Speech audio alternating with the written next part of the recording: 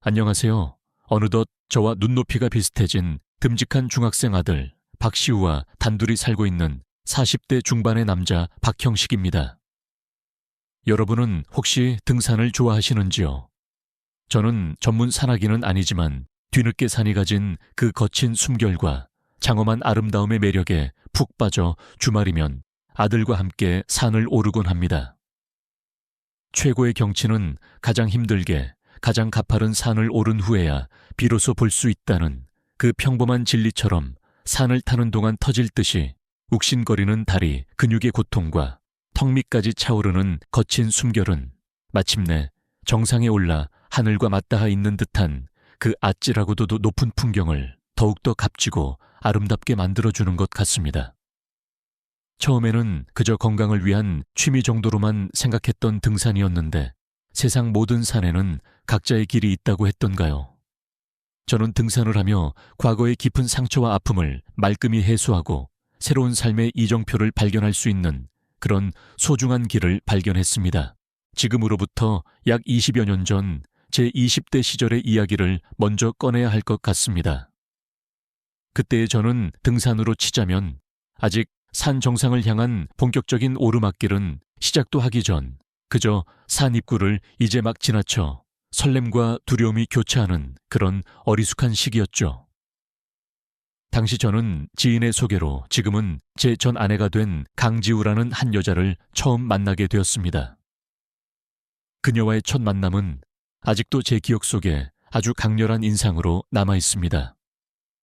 첫 만남부터 어떻게 저렇게 거침없이 말을 잘하고 또 온몸에서 저토록 밝고 활기찬 기운이 넘쳐 흐를 수 있을까 하는 그런 의문을 갖게 했던 여자였습니다. 지금도 그때만 생각하면 얼굴이 화끈거릴 정도로 부끄러운데 아내와의 그 첫 만남 자리에서 저는 엄청나게 긴장을 하고 있었습니다. 원래부터 제가 낯가림이 심하고 숫기가 없는 성격이기도 했지만 설상가상으로 저는 남중남고 심지어는 대학과 그 전에 잠시 다녔던 직장까지 전부 다 남자들만 득실거리는 그런 남초 환경에서만 살아왔던 터라 젊은 여자분들 앞에서는 저도 모르게 그냥 돌처럼 딱딱하게 굳어버리곤 했거든요. 분명 제 눈앞에 앉아있는 그 아리따운 아가씨 강지우 씨가 너무나도 마음에 들었고 또 그녀 역시 저를 조금이라도 마음에 들어 했으면 하는 그런 간절한 마음에 어떻게든 멋진 말 한마디라도 건네보고 싶었는데 제 그 빌어먹을 입은 도무지 꾹 다물린 채 떨어질 생각을 안 하고 머릿속은 또 어찌나 하얗게 정지된 상태였는지 여기서 대체 무슨 말을 어떻게 시작해야 하는 건지 도무지 알 수가 없었습니다. 당연히 제 앞에 앉아있던 아내도 그런 제 불안하고 어색한 모습을 금방 눈치챘나 봅니다. 저 때문에 혼자서 이런저런 시시콜콜한 이야기들을 한참 동안이나 늘어놓으며 어색한 분위기를 풀어보려고 애쓰던 아내가 한순간 말이 없더니 뭔가 큰 결심이라도 한 사람처럼 제게 단도직입적으로 그러더라고요. 저기요, 형식 씨. 이대로 계속 가다가는 제가 형식 씨에 관해서는 오늘 나이나 지금 잠시 일 쉬면서 개인 사업 준비하고 있다는 그 대단한 포부밖에는 아무것도 모르고 집에 돌아가겠는데요. 아무래도 안 되겠어요. 형식 씨, 혹시 술은 좀 하세요. 제 긴장을 어떻게든 좀 풀어줘야겠다고 생각했는지 식사를 아직 반절 정도밖에 끝내지 않은 그 상태에서 아내는 마치 오랜 친구를 대하듯 제 손목을 스스럼 없이 잡아 끌고는 저를 근처 술집으로 이끌었습니다. 그리고는 형식 씨도 내일은 지금 아르바이트로 잠깐 일하고 있는 그 선배 사무실에 나간다고 했죠.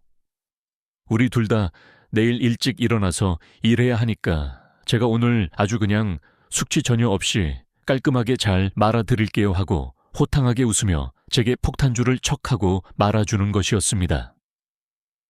태어나서 처음 만나는 여자와 그것도 첫 만남 자리에서부터 술을 마시는 것도 제 기준에서는 너무나도 신기하고 또 놀라운 일이었는데 심지어는 손수 아주 능숙하고도 현란한 솜씨로 폭탄주를 말아주는 아내의 그 털털하고도 대담한 모습을 보면서 정말 이상하게도 그동안 저를 짓누르고 있던 그 모든 긴장감들이 스르륵 하고 풀리기 시작했습니다. 마치 부드러운 크림 같은 맥주 거품이 위로 봉긋하게 솟아있는 그 시원한 폭탄주 잔을 제게 쓱 내밀며 아내는 자, 한번 마셔봐요, 형식 씨.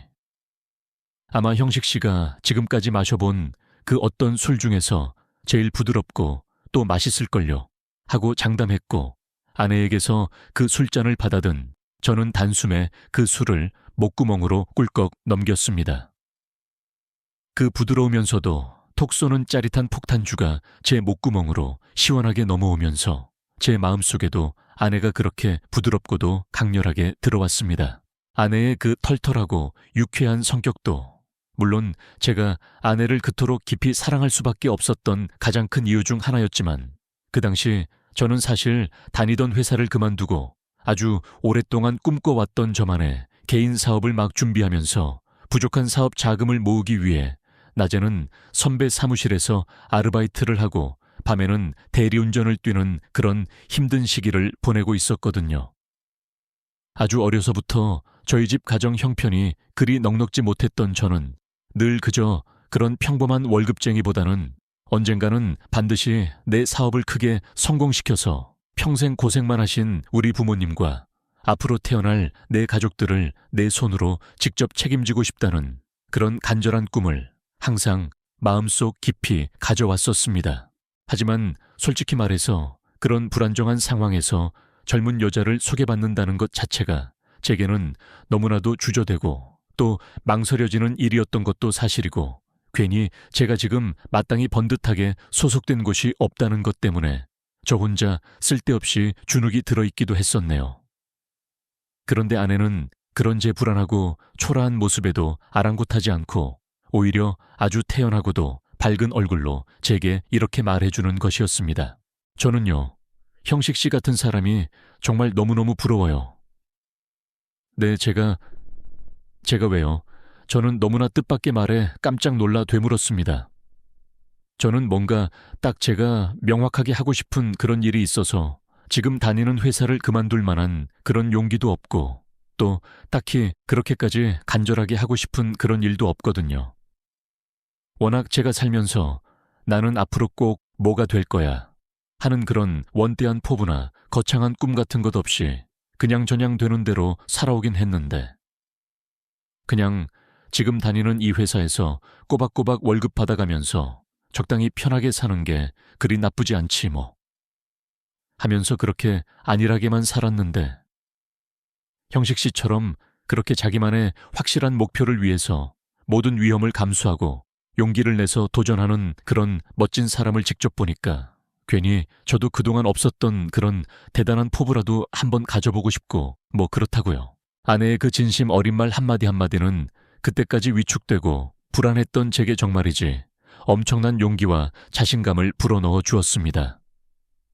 아, 이 여자다. 이 여자라면 내 모든 것을 다 걸어도 아깝지 않겠다. 이 여자라면 내 평생을 함께해도 결코 후회하지 않겠다. 그런 강한 확신이 제 마음속 깊은 곳에서부터 용솟 스치는 것을 느꼈습니다.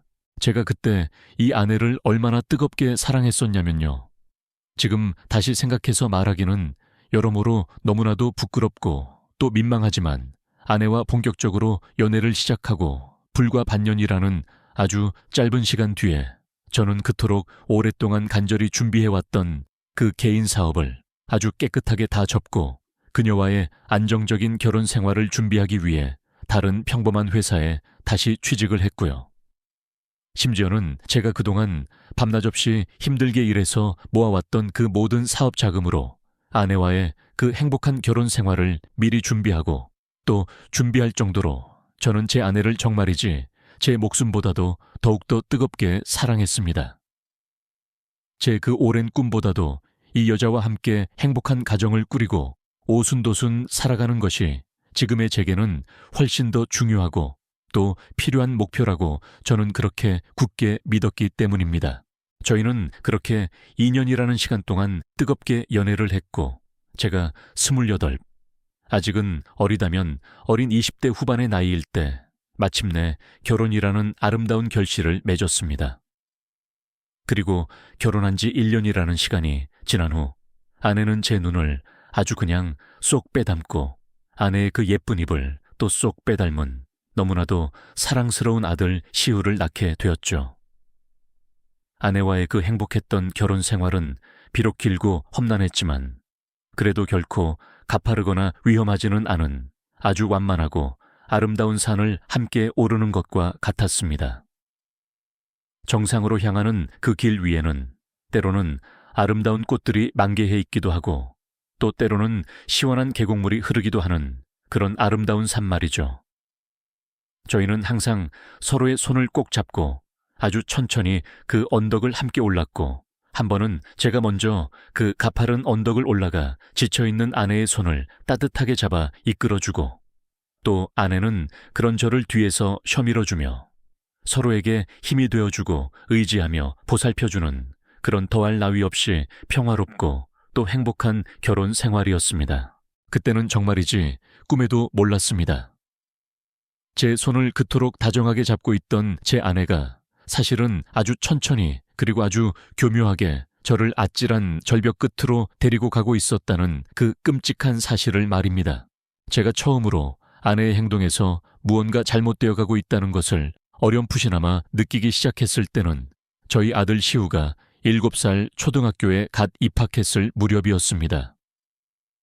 여느 주말과 다름없는 토요일 아침 아내가 제게 다가와서는 이번 주말에는 갑자기 척에 좀 다녀와야 할 것 같다고 하더군요.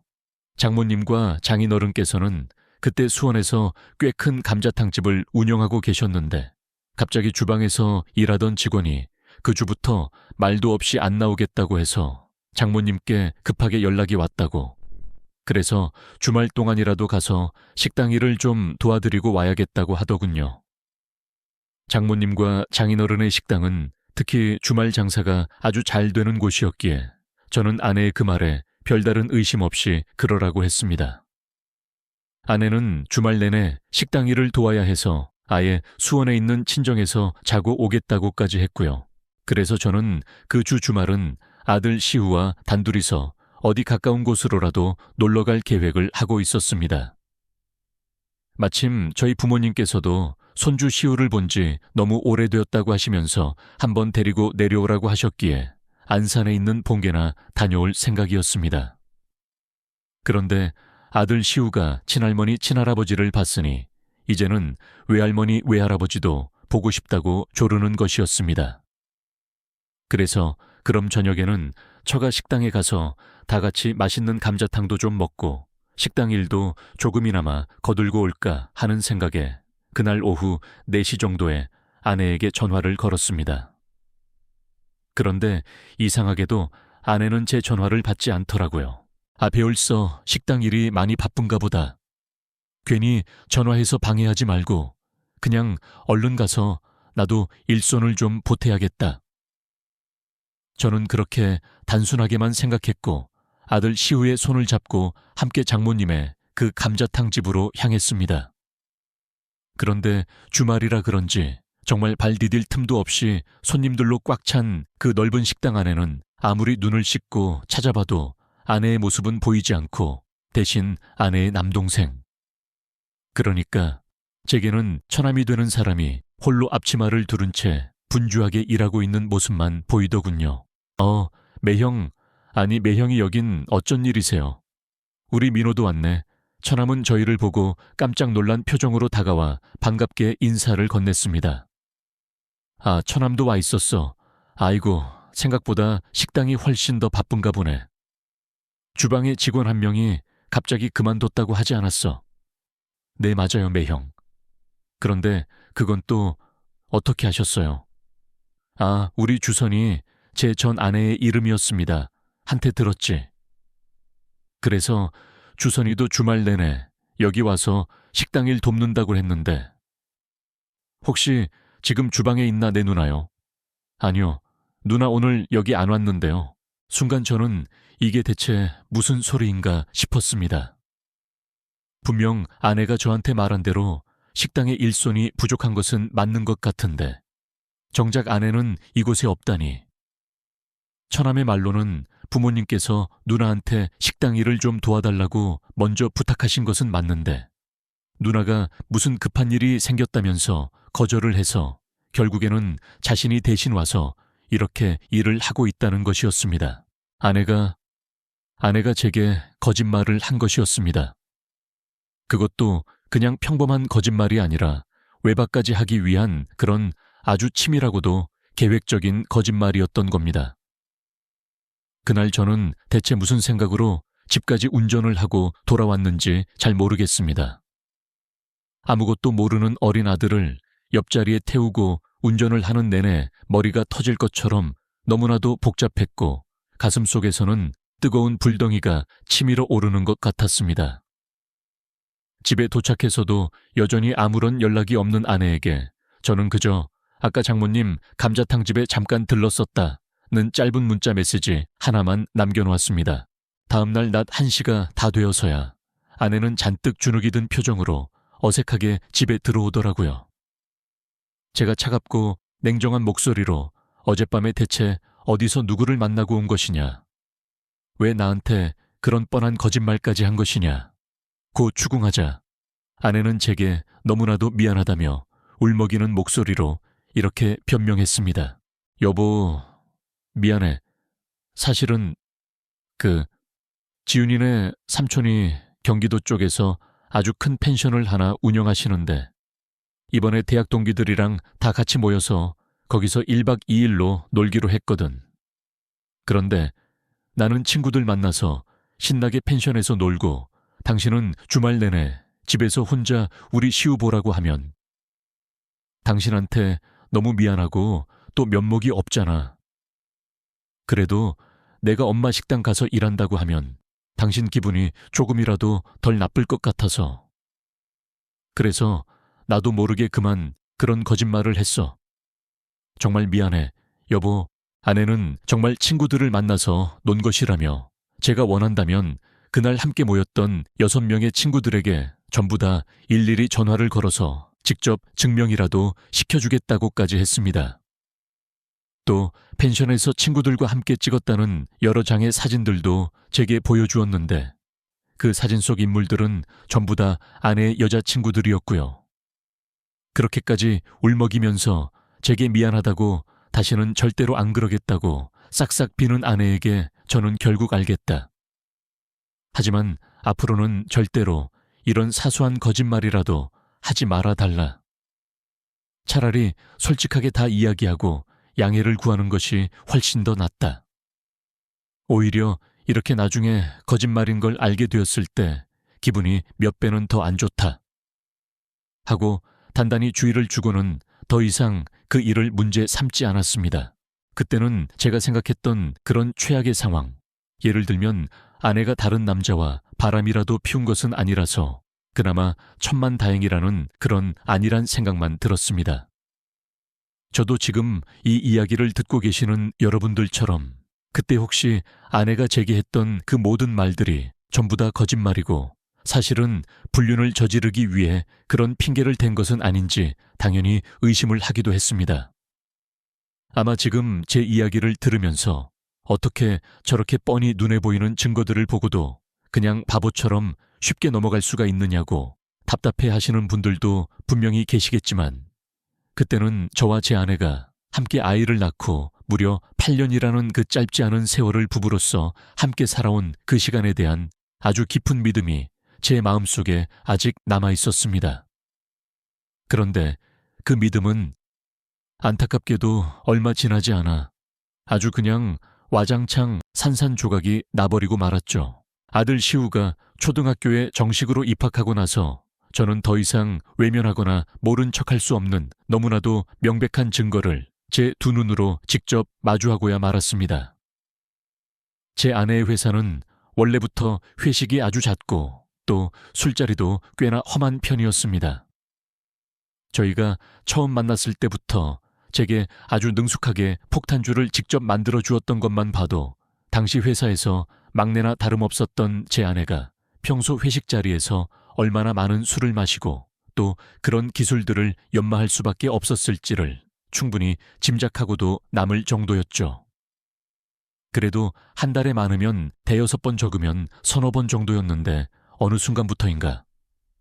아내는 거의 일주일에 4번 이상을 회식이라는 핑계로 아주 늦은 시간에 술에 취해 들어오거나 심지어는 아예 외박까지 하고 들어오는 날들이 점점 더 잦아지는 것이었습니다.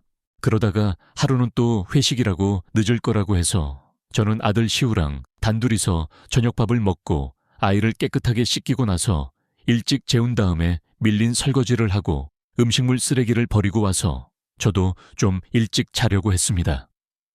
그런데 설거지를 다 마치고 나서 잠깐 한숨 돌릴 겸 거실 소파에 앉았다가 저도 모르게 깜빡하고 그대로 잠깐 잠이 든 겁니다. 깜짝 놀라서 잠에서 깼을 때는 이미 밤 11시 40분이 다 되어가는 시간이었습니다. 얼른 방에 들어가서 자려고 자리에서 일어났는데 음식물 쓰레기 버리는 것을 글쎄 깜빡하고 그냥 잊어버린 겁니다.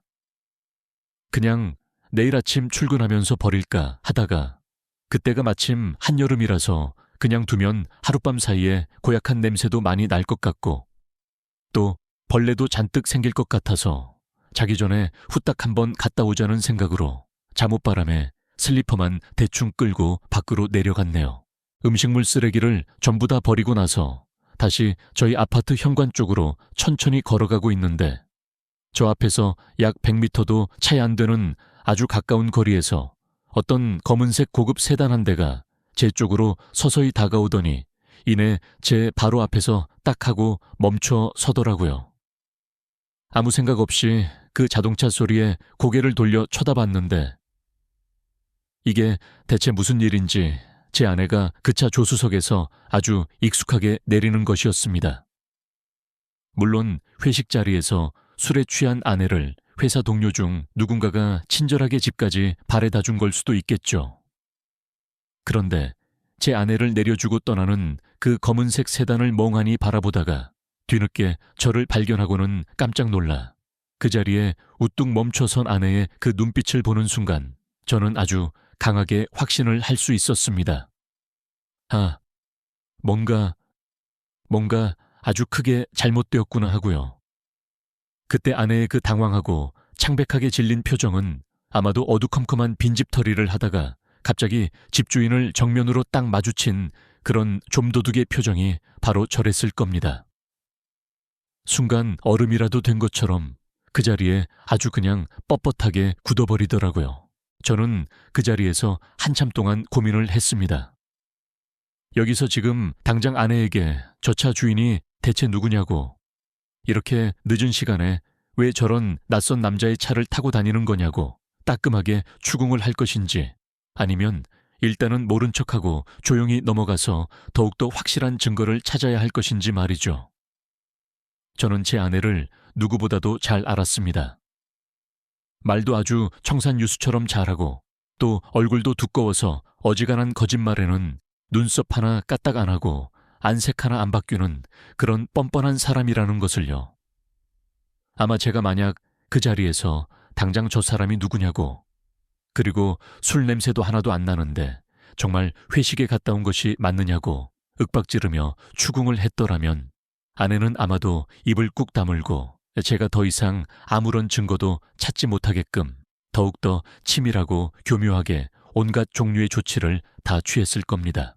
그래서 저는 당장 아내의 그 더러운 먼지를 탈탈 털기 전에 일단은 아무것도 눈치채지 못한 것처럼 아주 태연하게 말했습니다. 여보, 이제 들어오는 거야. 회사 동료분이 집까지 데려다 주셨나 보네. 아이고, 고마우셔라. 제 그 아무렇지도 않은 말 한마디가 마치 단단한 얼음을 깨는 망치 소리라도 같았는지 아내는 그제야 멈췄던 걸음을 옮기며 그렇지 뭐 하고 어색하게 대답을 했습니다.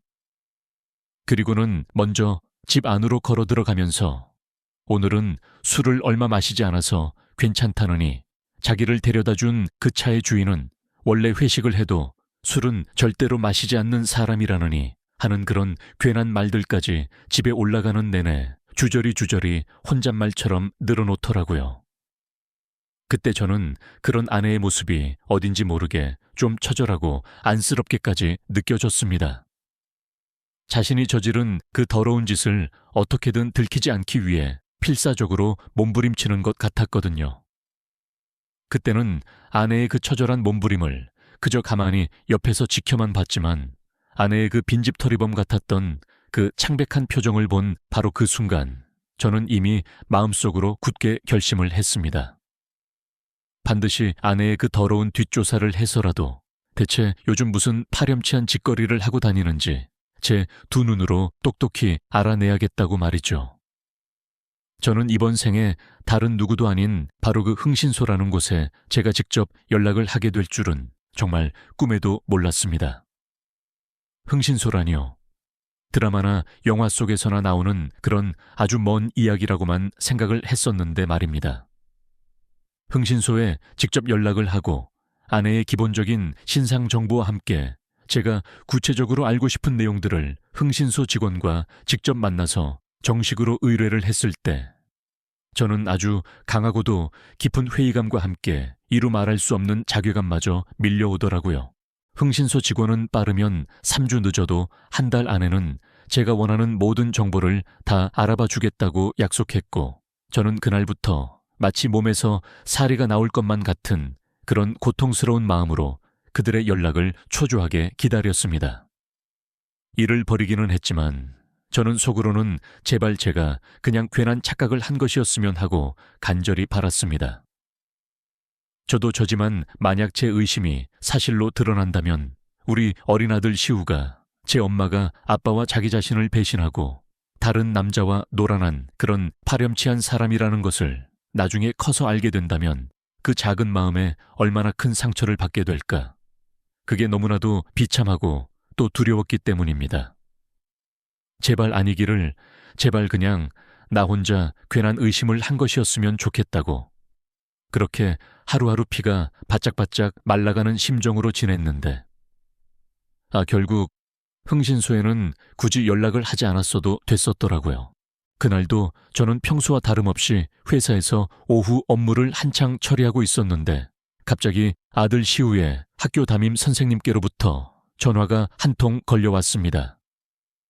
그 당시 저도 그렇고 아내도 그렇고 둘 다 맞벌이를 하고 있었기 때문에 학교 정규 수업이 끝난 후에는 늘 학교 방과 후 수업을 이용했었는데 보통은 저보다 퇴근 시간이 조금 더 빠른 아내가 늘 퇴근 후에 아들을 직접 데리러 갔었거든요.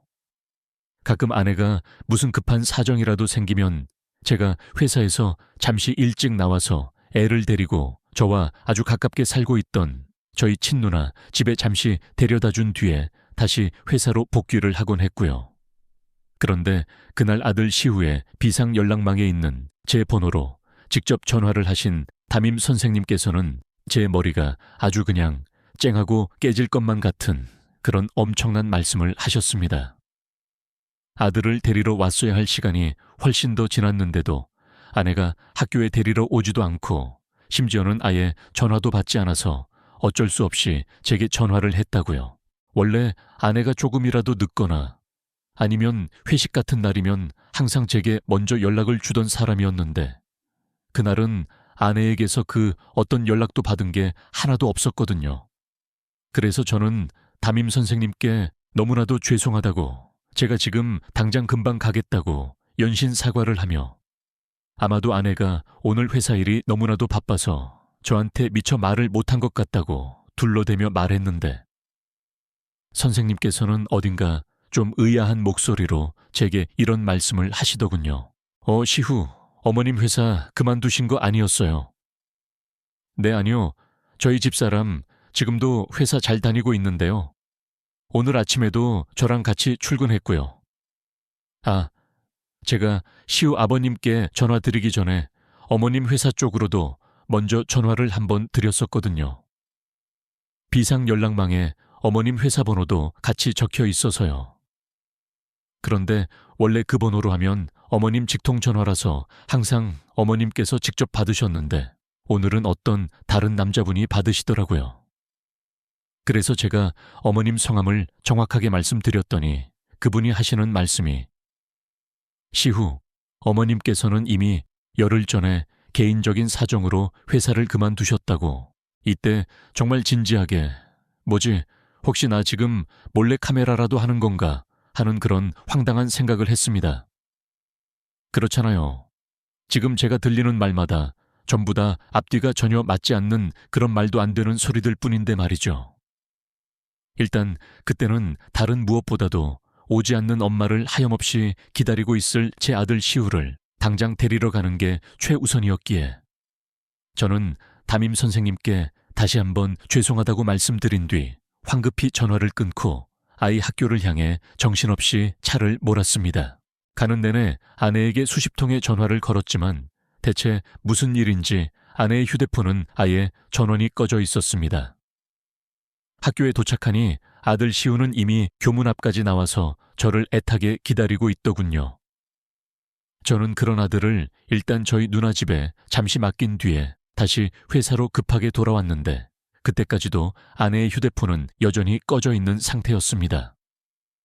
혹시 아내에게 무슨 사고라도 난 건 아닌가 하는 불안한 마음에 저는 장모님과 장인어른 그리고 처남에게까지 전부 다 연락을 해봤지만 아내의 행방을 아는 사람은 그 어디에도 단 한 명도 없었습니다. 제가 퇴근 후 아들 시우를 데리고 다시 집으로 돌아가고 나서야 밤늦은 시간에 아내에게서 문자 메시지 하나가 아주 그냥 띠링하고 딸랑 날아왔습니다.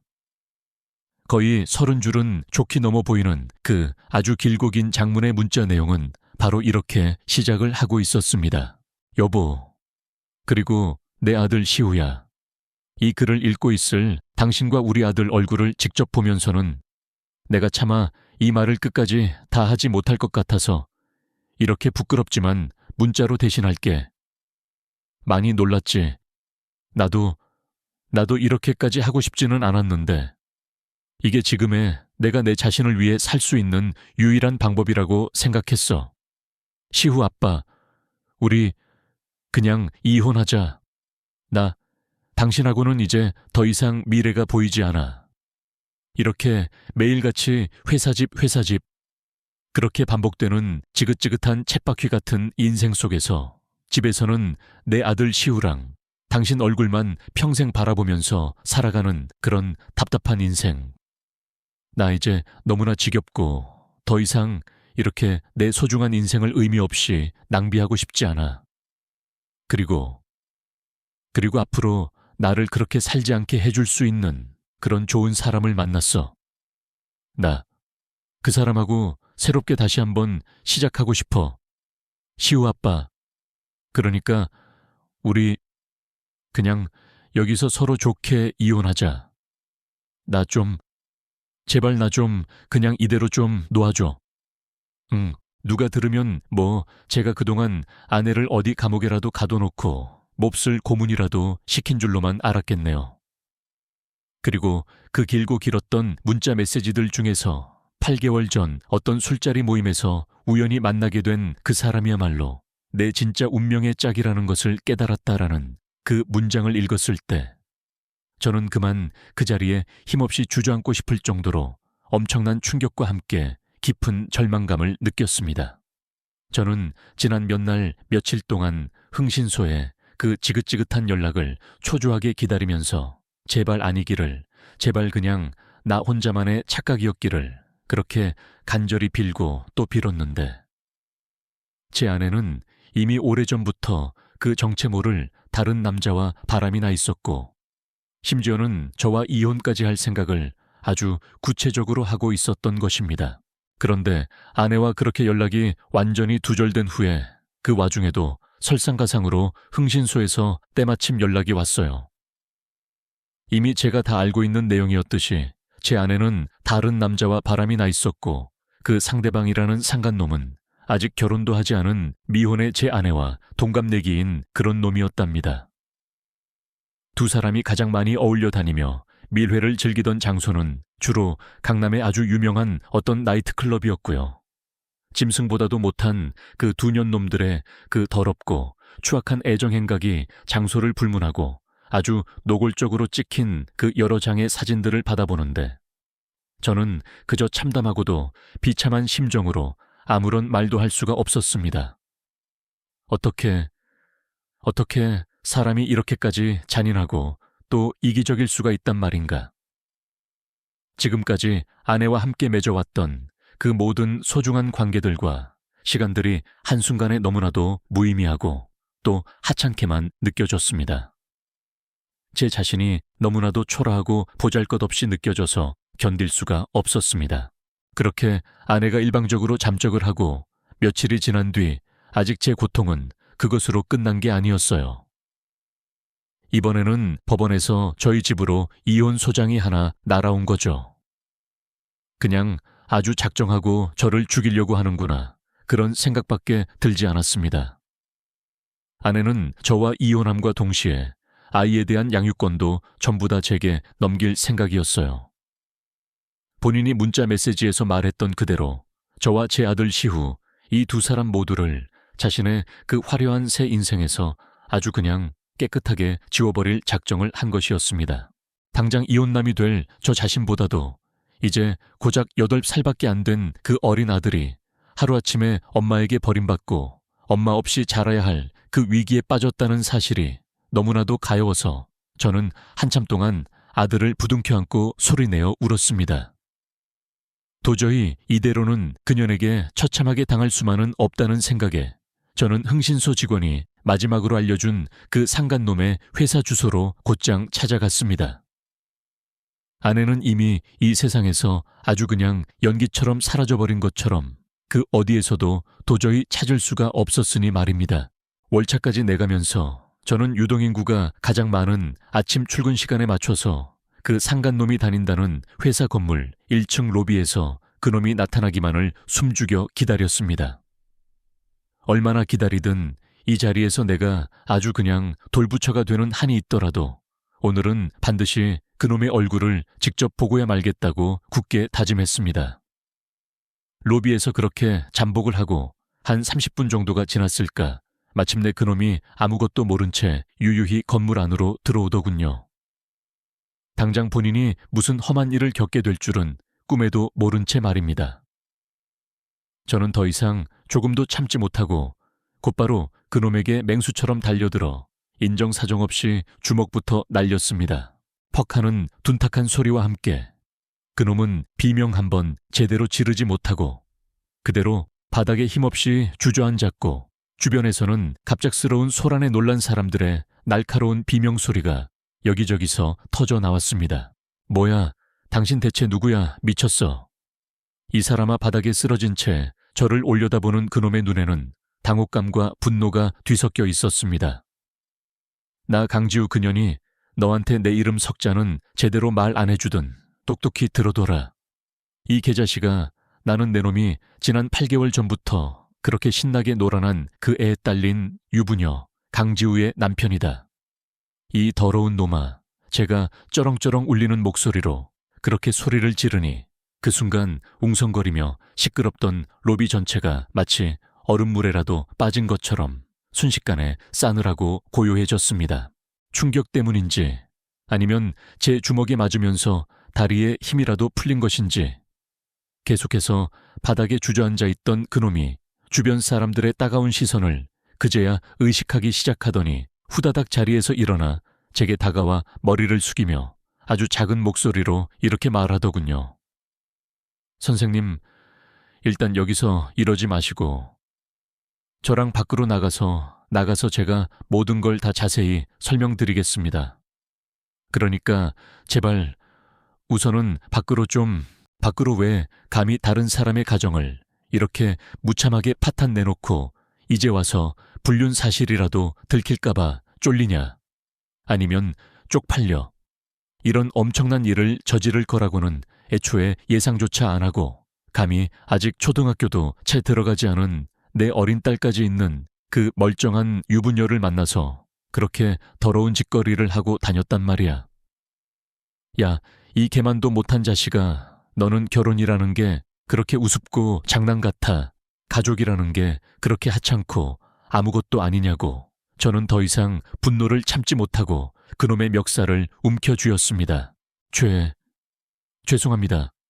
선생님, 저도 처음부터 주선 씨가 결혼을 하고 애까지 있는 그런 유부녀인 줄은 정말 꿈에도 몰랐습니다. 제발 오늘은 그만 말도 안 되는 그런 개 같은 변명하지 마라. 이 더러운 자식아, 처음에는 몰랐다고 쳐도 그럼 그 뒤에라도 그 사실을 알게 되었을 때는 당장 그만뒀어야 할 것 아니야.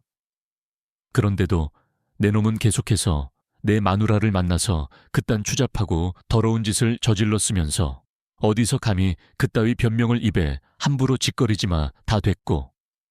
내 집에 지금 내 아내, 아니 너랑 바람나서 집 나간 그 강지우라는 년이 같이 숨어 있으면 당장 내 눈앞에 끌고 와. 그리고 전에 합의 이혼 따위는 꿈도 꾸지 말고 내가 반드시 소송으로 가서 내년 먼지까지 아주 그냥 탈탈 털어주겠다고. 그리고 너도 감히 남의 가정을 이렇게 무참하게 파탄낸 그 죗값 반드시 돈으로 똑똑히 치르게 해줄 테니까 그렇게 알고 내 놈 모가지나 길게 빼고 딱 기다리고 있어. 알겠냐? 이 더럽고 추악한 놈아, 사람 하나 바보 천치 아주 등신으로 만드는 거 그게 그렇게 참 쉽지. 아주 저는 그 등신에게 제대로 한번 당해보라는 그런 서늘한 마음으로 아내와 그 상간놈을 상대로 각각 이혼 소송과 상간남 위자료 청구 소송을 동시에 시작했습니다. 그리고 몇 달 뒤 법정에서 그동안 잠적해 있던 아내를 아주 오랜만에 다시 만났을 때 제가 느꼈던 그 참담하고도 비참했던 기분은 아마 평생 동안 잊을 수가 없을 겁니다. 아주 그동안 그 상간놈 집에서 얼마나 잘 먹고 잘 살았는지 예전보다 살까지 통통하게 올라서 피부에 아주 그냥 기름기가 번들번들하게 흐르는데 그런 뻔뻔한 상태로도 제 눈을 단 한 번도 제대로 쳐다도 못 보는 그 가증스러운 모습을 보면서 정말 저 여자가 내가 그토록 사랑했고 내 모든 것을 다 바쳐서 함께 살았던 그 여자가 정말 맞는 것인지 어쩌면 결혼 생활 도중에 누가 진짜 내 아내와 저 더러운 여자를 감쪽같이 바꿔치기라도 한 건 아닌가 하는 그런 말도 안 되는 황당한 생각까지도 들었습니다. 불행 중 다행이라고 이럴 때 쓰는 말인지는 잘 모르겠지만 제가 그동안 흥신소를 통해 확보해 두었던 그 탄탄하고도 명백한 외도 증거물들 덕분에 법원은 당연히 제 손을 들어주었고 아내와 그 상간놈은 연대하여 제게 상당한 금액의 위자료를 지급하라는 그런 통쾌한 선고가 마침내 떨어졌습니다.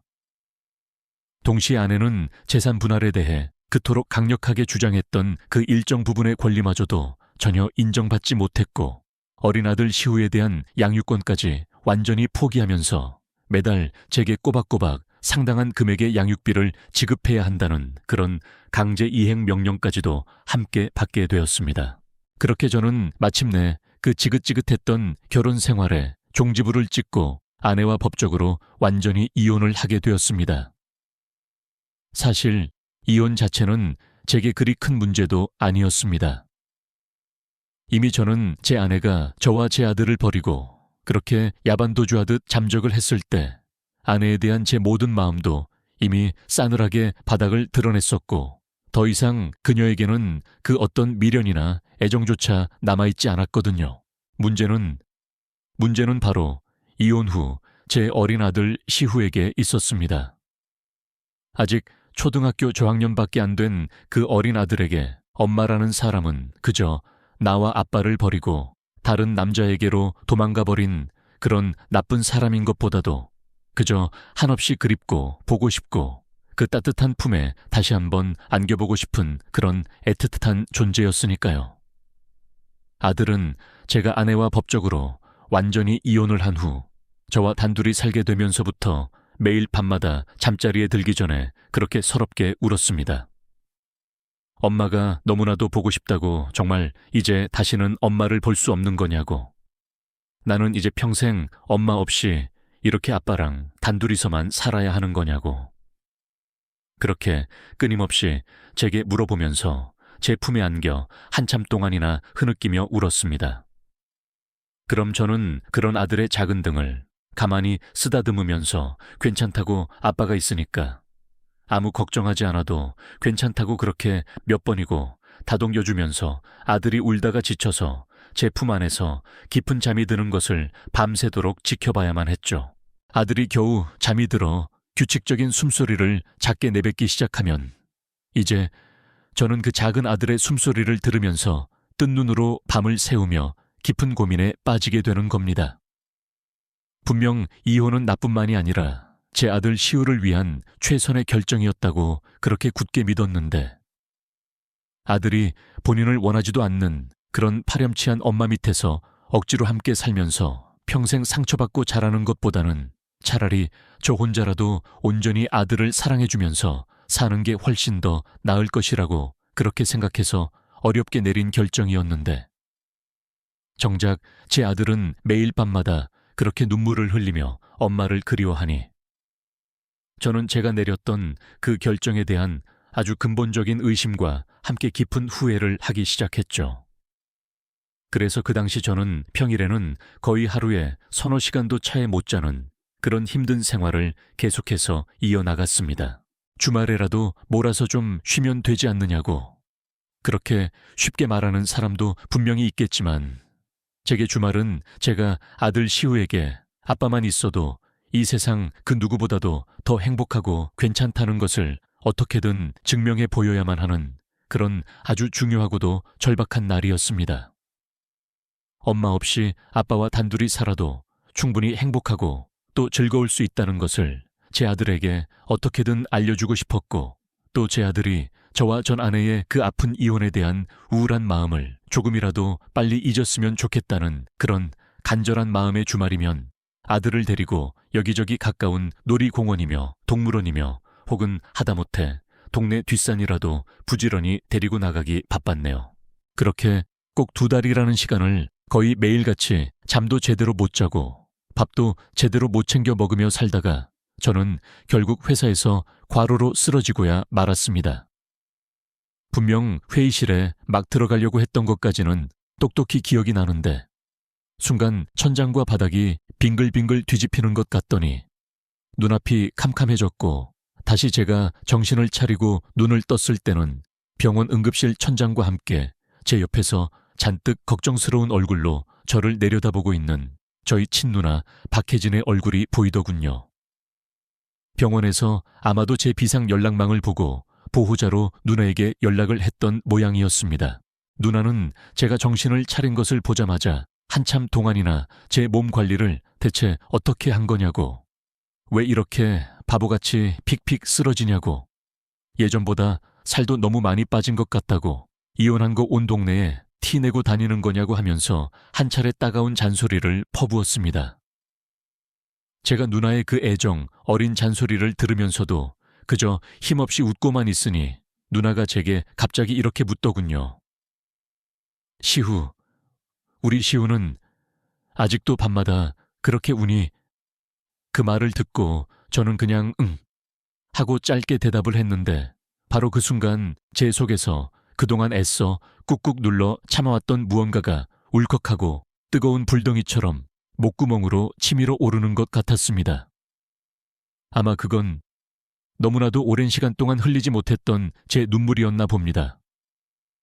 누워있는 제 관자놀이와 귀 옆으로 뜨거운 눈물이 주르륵 흘러내렸고 저는 팔로 제 두 눈을 황급히 가리면서 누나에게 떨리는 목소리로 말했습니다. 내가 지금 제대로 잘하고 있는 건지 정말 하나도 모르겠어, 누나. 차라리 그때 어떻게든 그 사람을 붙잡고 매달려서라도 가지 못하게 막았어야 하는 건 아니었나 싶고, 우리 시우가 매일 밤 저렇게 힘들어하는데 내가 너무 내 입장만 생각하고 이기적이었던 건 아닌가 싶기도 하고, 앞으로도 계속 우리 시우가 저렇게 밤마다 엄마 보고 싶어 하고 힘들어하면 나는 그때 또 어떻게 해야 할지 정말이지 눈앞이 캄캄해서 아무것도 모르겠어, 누나. 누나는 한참 동안이나 이제 곧 40을 앞둔 다 큰 남동생이 어린아이처럼 서럽게 우는 그 모습을 그저 말없이 가만히 지켜만 보았습니다. 한참 동안 제가 훌쩍거리는 그 소리만이 병실 안에 가득했는데 누나가 갑자기 제게 됐다는 듯이 이렇게 단호하게 말하는 것이었습니다. 너 그럼 시우, 당분간 누나 집에 좀 맡겨볼래? 뭐 시우를 누나 집에 맡기라고? 아니 누나, 그게 무슨 말이야? 누나도 지금 진경이랑 진훈이 애들 둘이나 있는데 내가 어떻게 누나한테 우리 시우까지 맡겨? 마트라도 같이 한번 나가려면 애들 챙기는 게 보통 일도 아니고 매형한테도 너무 죄송하고 미안해서 안 돼. 저는 누나의 그 갑작스러운 제안에 손사래를 쳤습니다. 그럼 계속 그렇게 내 몸 축내면서 살래? 너 지금 이대로 계속 살다가는 우리 시우랑 오래오래 행복하게 살기는커녕 어디 길거리에서 과로사로 객사라도 할 판이야. 이 바보 같은 녀석아. 그리고 우리 집에 가면 뭐 나 혼자만 시우 보는 거 아니잖아. 내 매형도 있고 우리 진훈이도 이제 중학생이고 진경이도 벌써 초등학교 5학년이니까 내가 혹시라도 없어도 시우 봐줄 사람 충분해. 그리고 형이랑 누나들이랑 같이 있으면 우리 시우도 지금보다는 좀 덜 외로우니까 어쩌면 지금보다 더 빨리 마음의 상처를 회복할 수도 있겠지.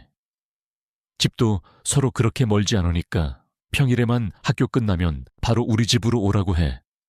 그럼 진경이랑 진훈이 학원 다녀와서 다 같이 저녁밥 챙겨 먹이고 내 매형 시켜서 다시 내 집으로 데려다 주라고 하거나 아니면 네가 퇴근하고 와서 직접 데려가면 되지. 그것도 아니면 그냥 우리 집에서 하룻밤 자고 가도 되고 진훈이 방에 이불 하나만 더 깔면 되는 거니까 아무 걱정하지 마. 너 이제 혼자야. 그러니까 다른 사람 도움 좀 받아도 되는 거고 특히나 이렇게 힘들 때는 가족끼리 서로 돕고 의지해야 하는 거 아니겠니? 뭘 그렇게 혼자서 다 짊어지고 가려고 해.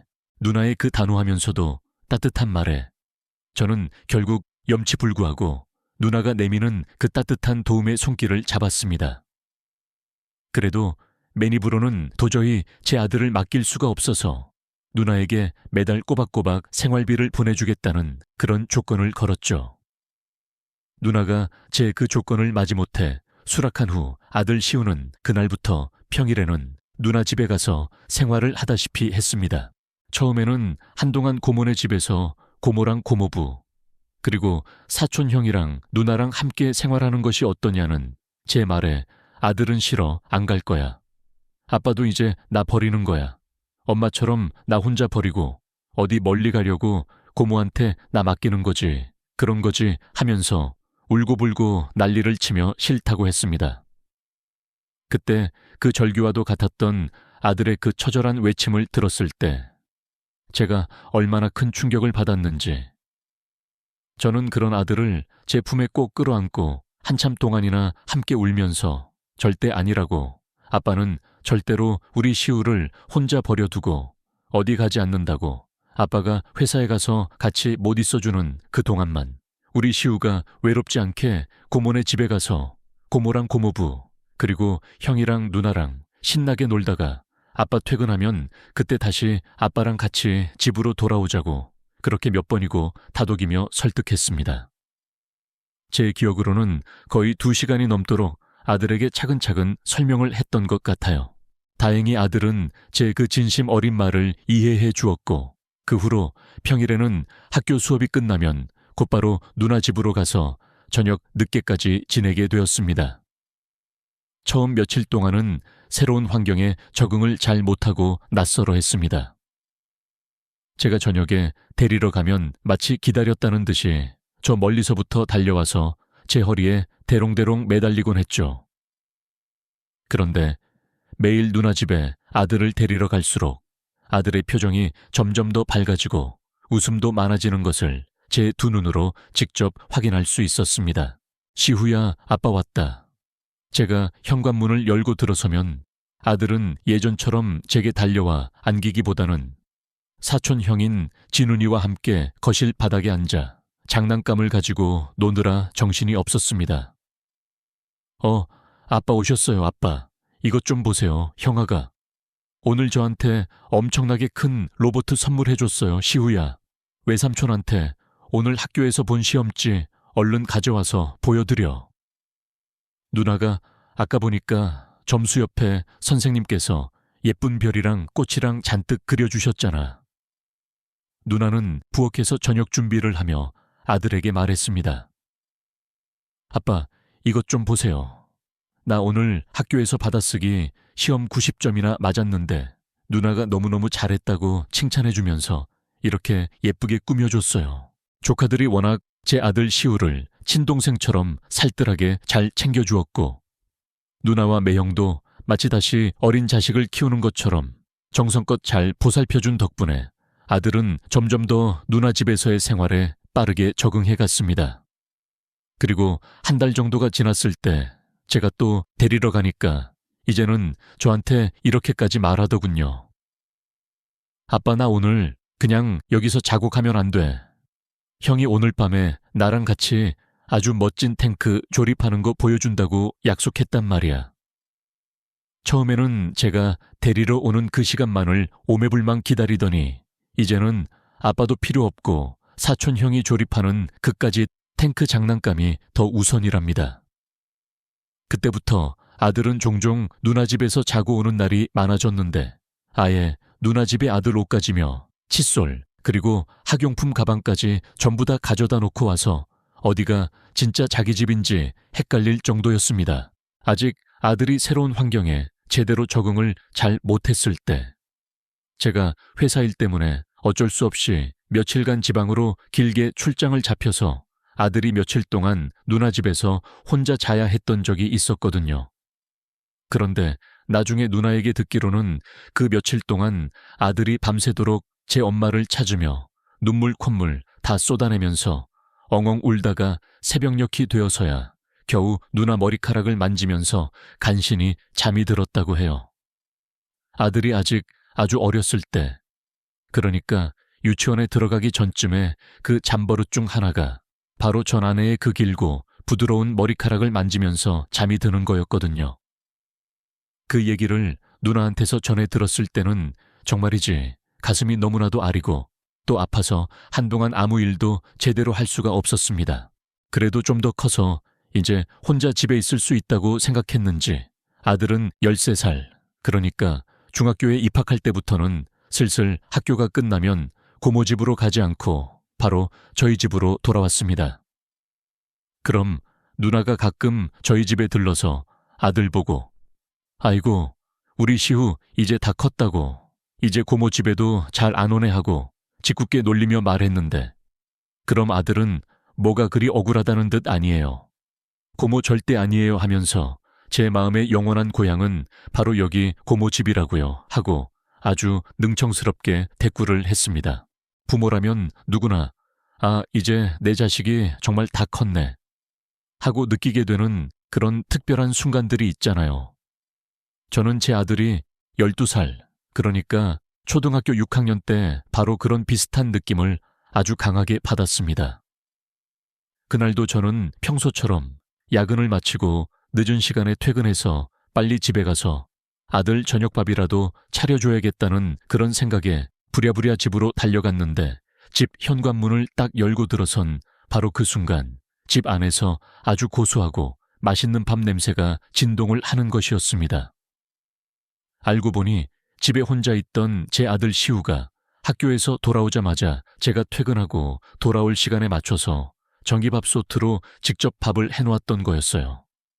제가 너무나 놀랍고 또 기특해서 어떻게 이렇게 혼자서 밥을 다 했냐고 물어보니까 고모네 집에 있을 때 사촌형 진훈이한테서 직접 배웠답니다. 이제 나도 혼자서 집 잘 지킬 줄 알아야 하는데 아빠 퇴근하고 오실 때까지 그냥 아무것도 안 하고 마냥 기다리고 있는 것보다는 이렇게 밥이라도 미리 좀 해놓으면 아빠 퇴근해서 집에 오시자마자 바로 나랑 같이 따뜻한 저녁밥 드실 수 있잖아.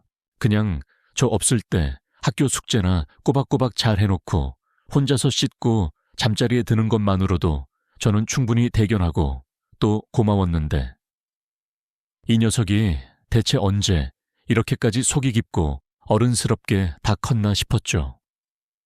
아들이 고모 집을 나와서 이제 혼자서 집을 보고 또 초등학교를 무사히 졸업해서 중학교에 입학을 하며 제게 보여주었던 그 모든 대견하고 늠름했던 모습들은 전부 다 제가 그때 아내와 이혼이라는 그 어려운 선택을 한 것이 결코 잘못된 선택이 아니었다는 그런 확실한 증거였습니다. 전 아내를 만난 것은 제 인생 최악의 실수였고 지금도 후회하지만 또 그러지 않았더라면 지금의 제 아들 시우도 만나지 못했을 것이고 또 그 이혼이라는 아픈 경험이 행여나 제 아들에게 평생 지울 수 없는 나쁜 영향을 주지는 않을까 하고 밤낮으로 걱정하고 또 걱정했지만 제 아들은 정말 그 어디에 내놓아도 전혀 부끄럽지 않고 오히려 너무나도 자랑스럽게 잘 자라주었으니까요.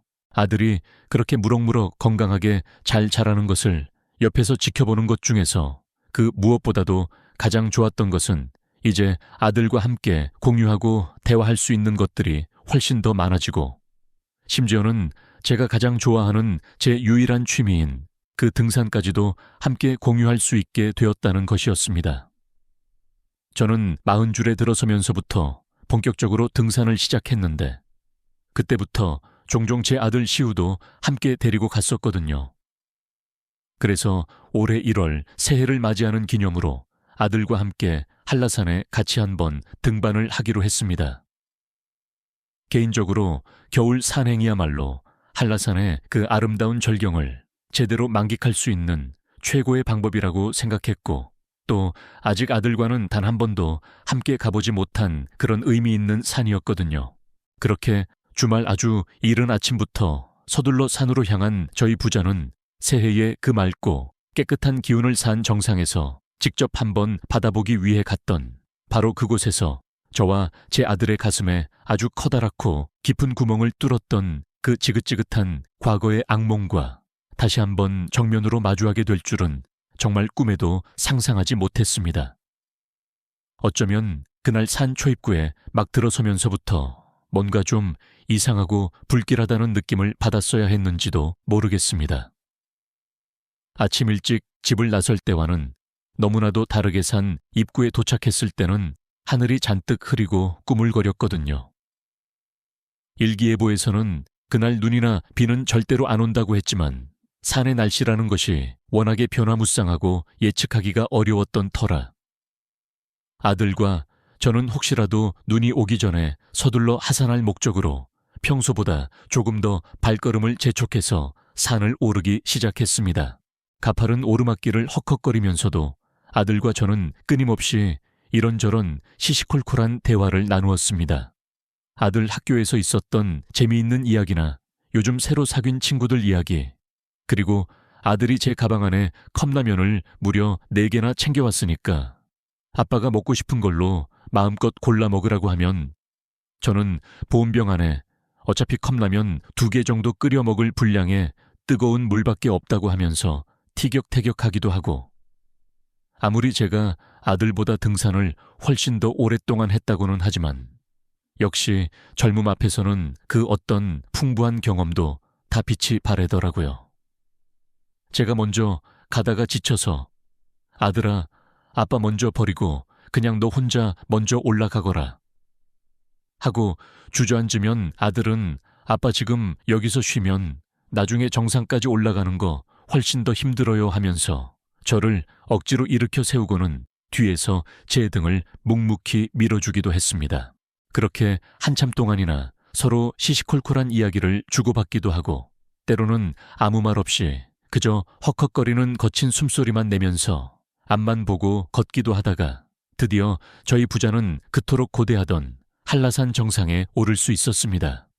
숨도 너무나 차고 온몸이 땀으로 흠뻑 젖었지만 그 모든 고통을 한순간에 잊게 할 만큼 너무나도 벅찬 감동과 희열이 온몸으로 느껴져서 아들과 저는 그 자리에서 서로를 부둥켜 안고 정상에 오른 그 기쁨을 한참 동안이나 함께 나누었죠.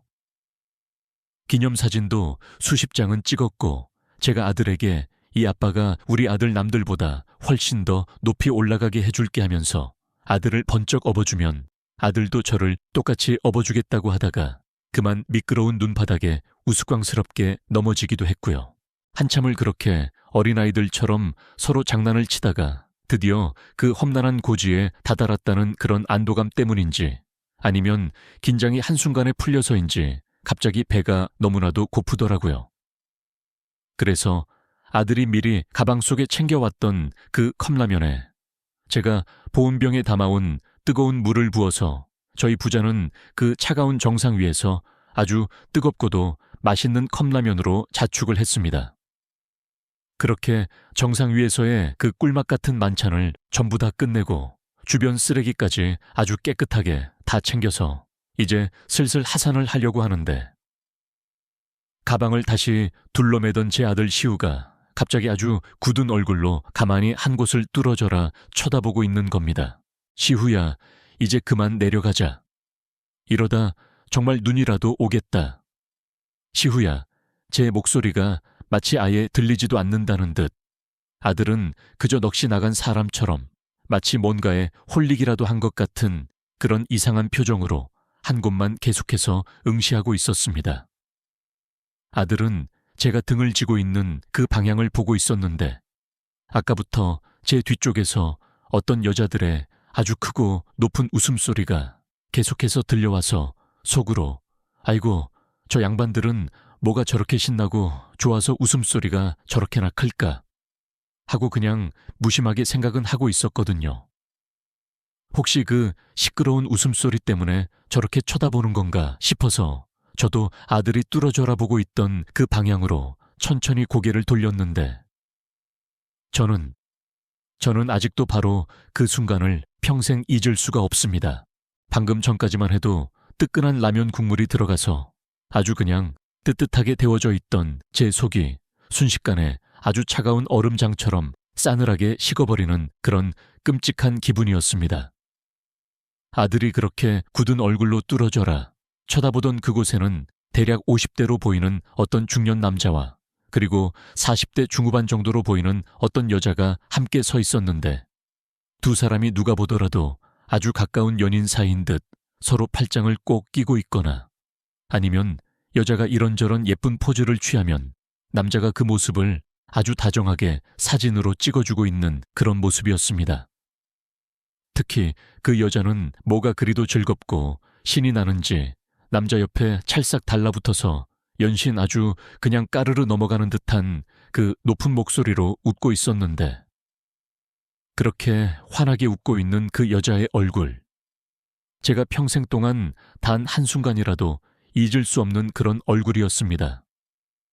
분명 예전보다 살집이 더 많이 붙고 눈가에는 세월의 흔적인 잔주름도 제법 많이 생겼으며 머리 스타일도 아주 화려하게 바뀌어 있었지만 그래도 제가 절대로 몰라볼 수가 없는 그런 얼굴이었죠. 그 여자는 다름 아닌 지금으로부터 무려 7년이라는 그 긴 세월 전에 저와 제 어린 아들을 그렇게 매정하게 버리고 다른 남자에게로 도망갔던 사람. 네, 바로 제 전아내 강지우였던 것입니다. 믿어지시나요? 시간이 마치 영원히 멈춰버리는 것 같은 그런 기분이 바로 이런 것이구나 하고 저는 그때 처음으로 느꼈습니다. 순간 이게 혹시 꿈인지 아니면 현실인지 아니면 혹시 이 높은 한라산이라서 내가 지금 저 못된 여우한테 단단히 홀리기라도 한 것인가 싶을 정도로 너무나도 비현실적인 그 상황에 저는 그만 그 자리에 딱딱하게 굳어버리고 말았는데 그때 옆에 있던 제 아들 시우가 제 팔을 다급하게 붙잡으며 아주 작은 목소리로 말했습니다. 아빠, 가자. 그냥 우리 빨리 여기서 가자. 마치 귀신이라도 정면으로 마주한 것처럼 새하얗게 질려버린 제 아들이 제게 거의 애원하듯이 부탁을 하는데 바로 그 순간 차갑게만 식어있던 제 속에서 아주 뜨겁고도 격렬한 무언가가 다시 한번 울컥하고 치밀어 오르는 것을 느꼈습니다. 내 아들이 대체 무슨 잘못이 있다고 저렇게까지 겁에 질려서 도망가고 싶어 하는 것인지 여기서 과연 누가 진짜 죄인인데 진짜 씻을 수 없는 큰 죄를 지은 그 파렴치한 사람은 저렇게 아무렇지도 않게 깔깔거리며 웃고 있고 정작 아무런 잘못도 없는 피해자가 오히려 그 자리를 황급히 피해야만 하는 이 말도 안 되는 상황에 저는 더 이상 참을 수 없는 분노에 이를 갈았습니다. 저는 제 팔을 붙들고 있던 아들의 손을 한번 힘껏 꽉 잡은 채 마치 더러운 바퀴벌레 두 마리처럼 서로에게 찰싹 달라붙어서 좋아 죽고 있는 그 두 년놈들 곁으로 아주 그냥 성큼성큼 다가갔습니다.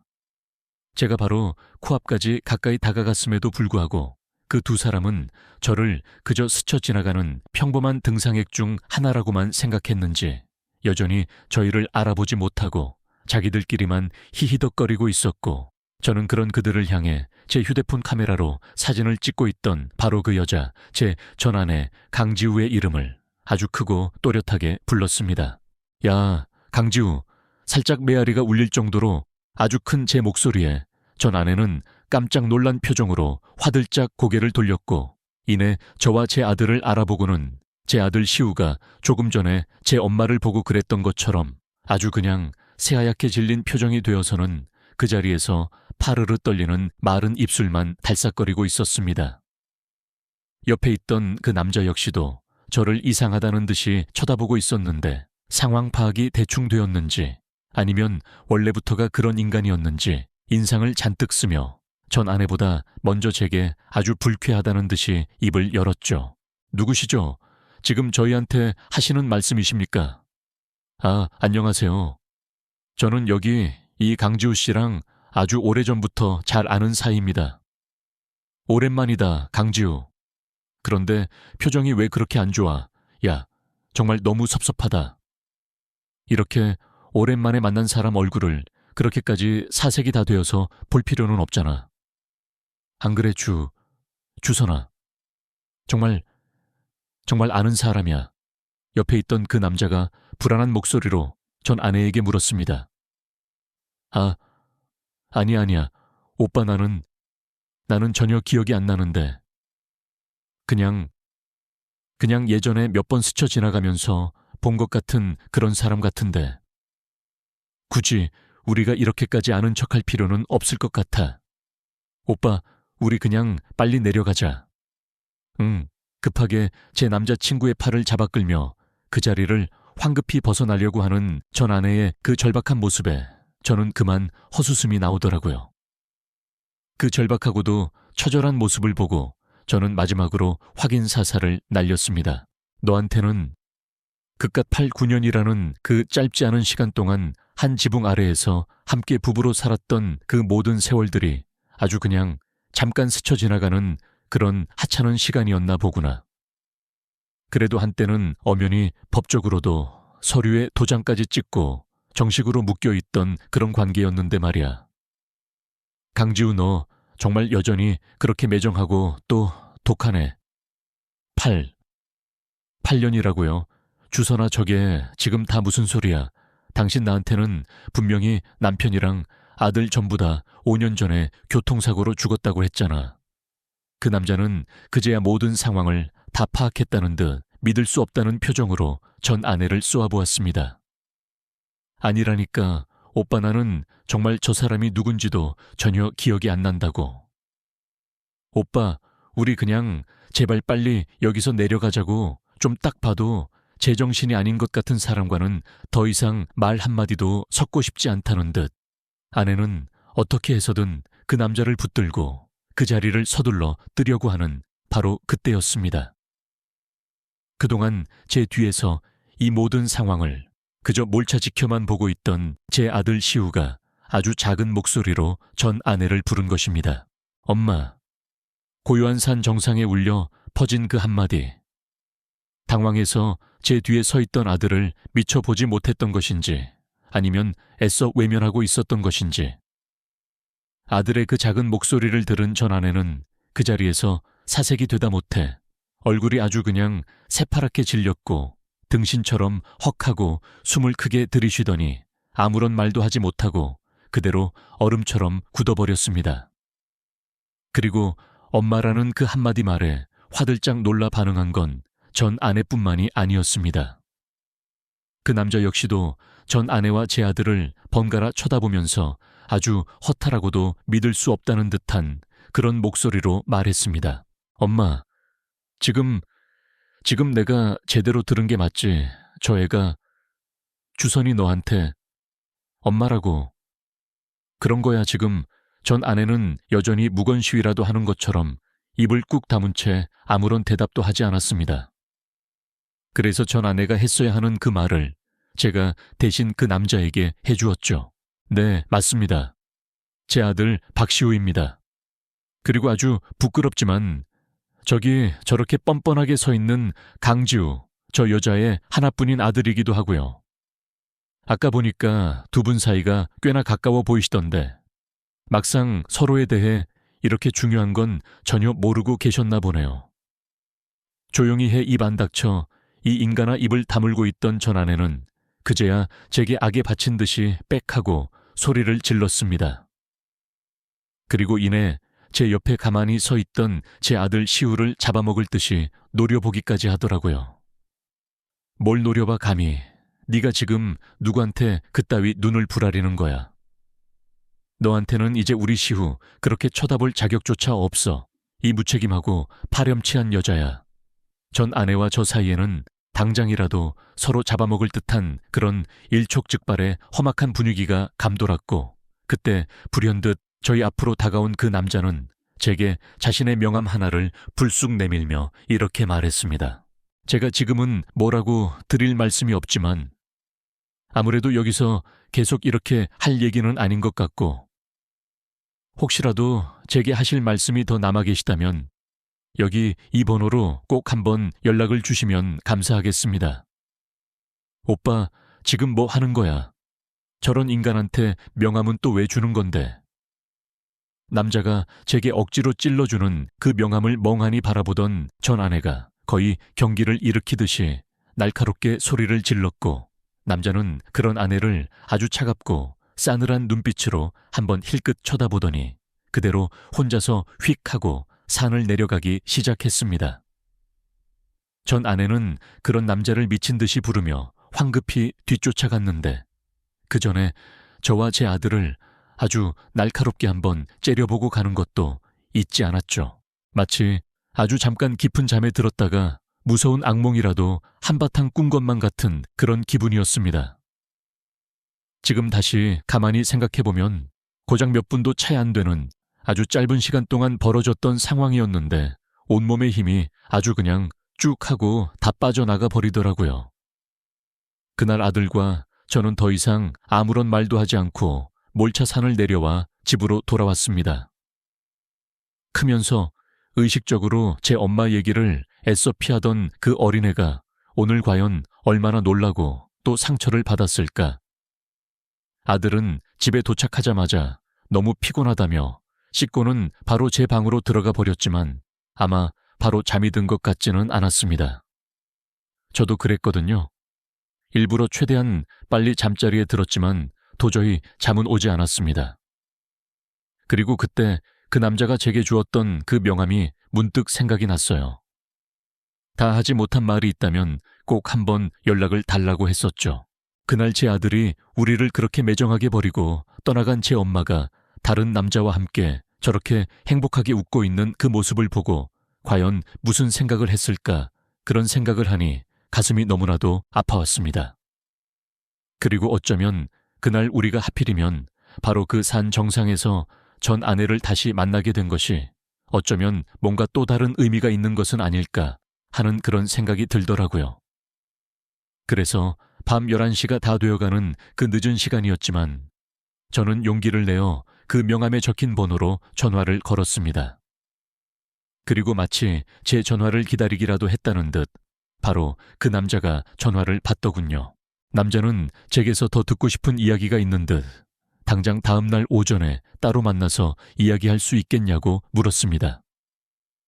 아마 그 남자도 한라산 정상에서 내려온 후로 제가 했던 그 모든 말들과 전 아내의 그 수상쩍었던 행동들이 계속해서 머릿속에 맴돌았던 것이겠지요. 저는 그 남자와 다음 날 만날 약속 시간과 장소를 정했고 그날 밤은 결국 뜬 눈으로 하얗게 지새워야 했습니다. 그렇게 뜬 눈으로 밤을 꼬박 새웠는데도 이상하게 다음날 아침 몸은 오히려 깃털처럼 가볍더라고요. 어쩌면 오랫동안 제 마음속 깊은 곳에 응어리져 있던 그 무언가를 드디어 마무리 지을 수 있다는 그런 기대감 때문이었는지는 모르겠지만 저는 아주 개운하고 홀가분한 마음으로 그 남자와의 약속 장소로 향했습니다. 그런데 약속 장소에 먼저 도착해서 저를 기다리고 있던 그 남자의 표정은 저와는 아주 상반되게 온갖 근심 걱정이 가득한 아주 무겁고도 어두운 표정이었습니다. 자리에 앉자마자 남자는 제게 대뜸 이렇게 물었습니다. 어제 한라산 정상에서 하셨던 그 모든 말씀들 전부 다 사실입니까? 네, 사실입니다. 제 아들 시우가 강지우 씨를 엄마라고 부른 것도 사실이고요. 저는 20대 중반에 강지우 씨를 처음 만나서 결혼했습니다. 그리고 시우는 강지우 씨와 저희 두 사람 사이에서 태어난 제 아들이 맞고요. 하지만 지금은 강지우 씨가 더 이상 제 아들 시우의 엄마라고는 생각하지 않습니다. 아직 초등학교에 갓 입학한 어린 자식을 그렇게 매정하게 버려두고 술 마시다가 우연히 만난 다른 남자와 눈이 맞아서 그렇게 야반도주하듯 도망가버린 그런 파렴치한 여자를 과연 이 세상 그 누가 진정한 엄마라고 생각이나 하겠습니까? 제 말을 가만히 듣고 있던 남자는 한동안 아무런 말 없이 그저 깊은 생각에 잠긴 듯 했습니다. 그리고 이내 아주 힘겹게 입을 열어 자신의 이야기를 시작했습니다. 들어보니 그 남자는 제 전아내 강지우와 지금으로부터 약 2년 전쯤 어떤 친구들 모임에서 처음 만났다고 하더군요. 그리고 그때 강지우는 그 남자에게 지금으로부터 약 5년 전에 자신의 남편과 하나뿐인 어린 아들이 끔찍한 교통사고로 모두 다 한나란시에 세상을 떠나 그 후로 쭉 혼자서 너무나도 힘들고 외롭게 사별의 아픔을 견디고 있다고 그렇게 눈물까지 글썽이며 말했다고 합니다. 그 남자 역시 첫 번째 결혼 후에 아내와 일찍 사별을 해서 그 슬픔을 누구보다 잘 알고 있었고 게다가 자식도 없던 터라 강지우의 그 가짜 사연에 더욱더 깊은 연민과 동정심을 느끼게 되어 마음이 더 많이 갔던 것도 있었다고요.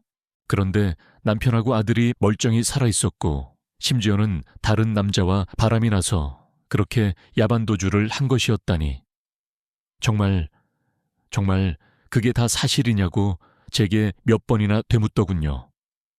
저는 도무지 그 사실을 믿기 어려워하는 그 남자에게 원하신다면 제가 가지고 있는 이혼 소송 관련 자료들을 전부 다 스캔해서 지금 당장이라도 그쪽 이메일 주소로 보내드릴 수 있다고 말했습니다. 제가 지금 그쪽에게 이런 엄청난 거짓말을 해서 대체 무슨 이득을 얻겠냐고요.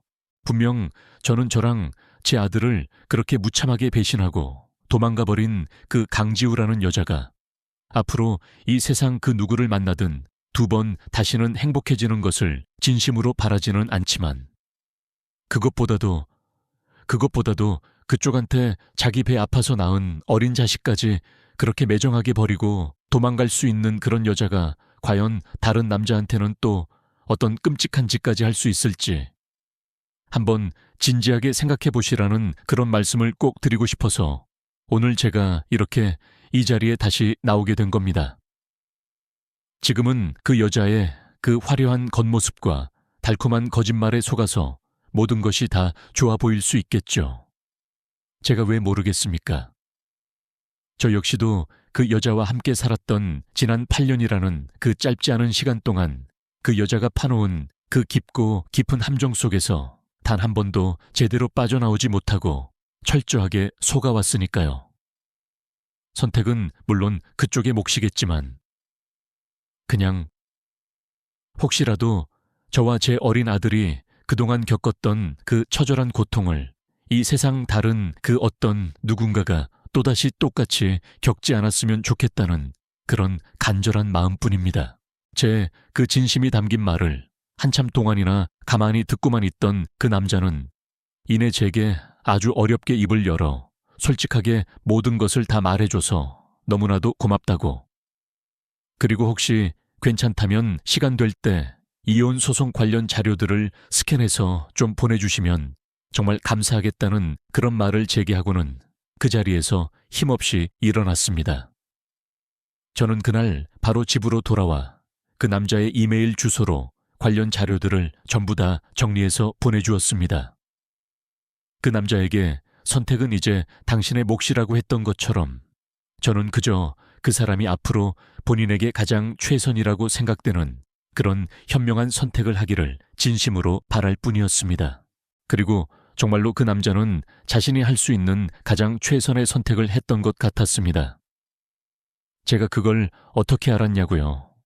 그 남자를 만나고 정확히 5일 후에 술에 잔뜩 취한 제 전아내 강지우가 제게 또다시 전화를 해왔었거든요.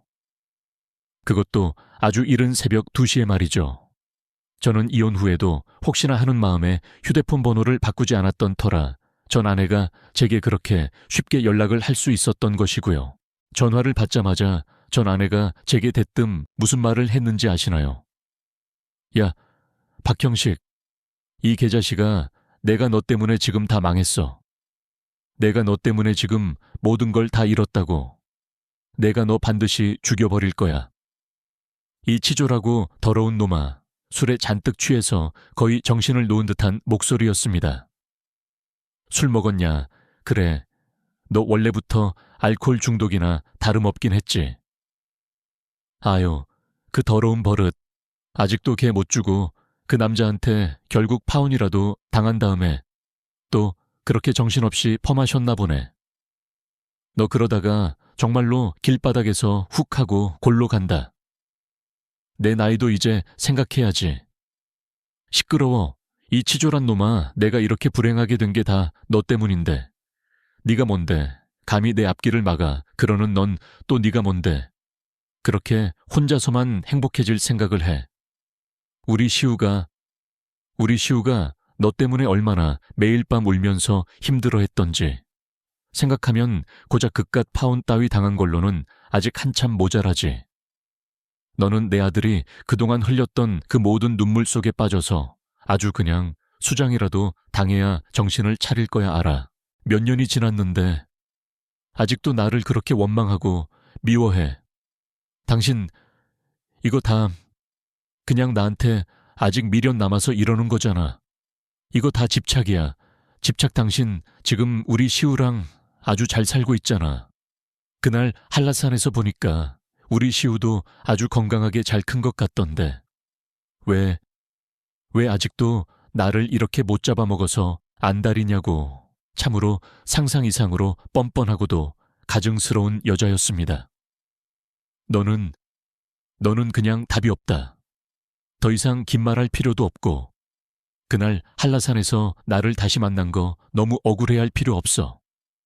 그건 그냥 네가 지은 죄에 대한 과오야 과오. 사람이 죄 짓고 살지 말라고 하잖아. 그 업보가 언제 어디서 다시 나타나서 네 목숨을 끊어놓을지 모르니까. 내 그 더러운 과오 진심으로 용서 빌 생각도 안 하고 인정조차 하지 않으니 너한테 이런 끔찍한 일이 다시 일어난 건 어찌 보면 너무나도 당연한 거야. 그래. 내가 다 미안하다고. 내가 다 잘못했어. 그러니까 이제라도 당신이 그 오빠한테 다시 가서 그 모든 게 다 거짓말이었다고. 그냥 전 부인인 내가 너무 미워서 질투심에 눈이 멀어 복수한 거라고. 그렇게 좀 말해주면 안 돼. 내가 직접 가서 그 오빠한테 무릎이라도 꿇고 빌게 당신이랑 우리 시우한테도 내가 100번 1000번 사과할 테니까 당신도 제발 우리 오빠한테 다시 가서 그렇게 좀 말해주라고. 응, 내가 왜 나한테 너 같은 더러운 쓰레기를 그 남자한테까지 엮어주고 내 업보를 더 쌓으라고 됐어. 그런 짓 나는 무서워서 도저히 못하지. 그리고 내 그 가증스러운 무릎쇼는 꼴이 뭐라고 나나. 우리 시우가 그걸 또 봐야 하냐. 그딴 거 이제 우리한테는 아무런 의미도 없으니까 다 포기하고 앞으로 다시는 내 눈앞에 나타나지도 말고 연락도 하지 마라.